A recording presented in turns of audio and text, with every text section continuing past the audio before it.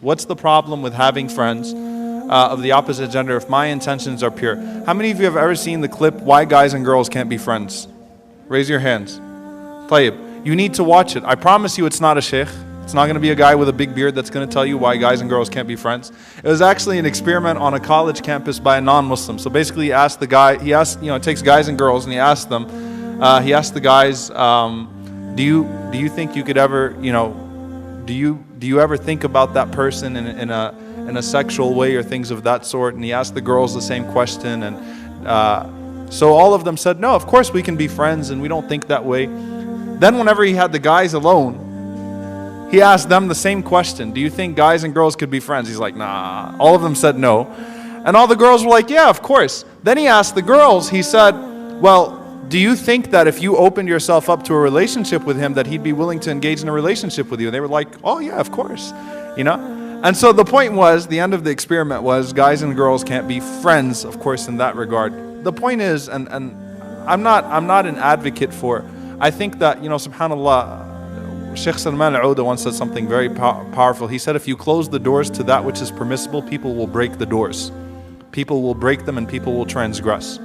There was communication and interaction between genders at the time of the Prophet ﷺ, but it was respectful, it was limited to what was necessary. It was not, subhanAllah, we teach split personality, seriously. It's like the sister comes to the masjid, she's an alien, right? But whenever she's outside, mashallah, she's fair game. That's hypocrisy. We should learn to be consistent. In essence, the Rasulullah, we were forbidden from khalwa. We were forbidden from being alone with one another.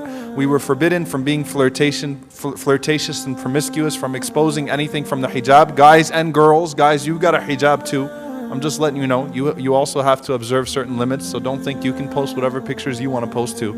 Okay?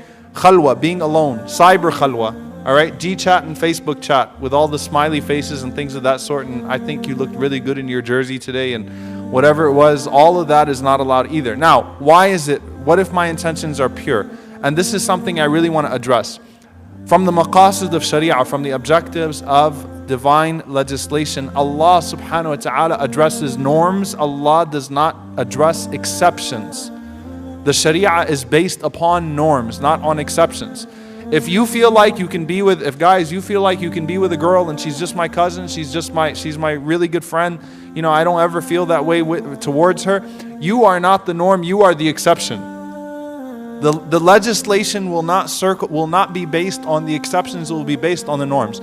Just a month ago, I had a sister that took one of my classes that told me that she was with her male cousin alone in the car. He used to drop her off to school every day for 2 years, and all of a sudden he groped her.